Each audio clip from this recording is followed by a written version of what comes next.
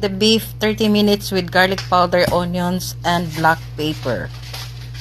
We add some little bit of pasta.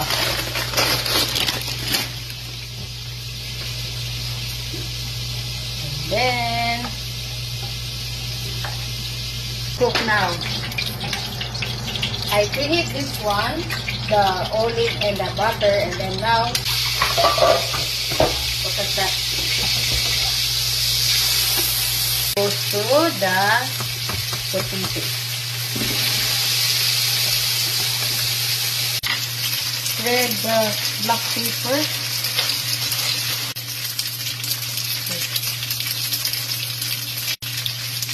Then add the mozzarella cheese on top. And then this is it.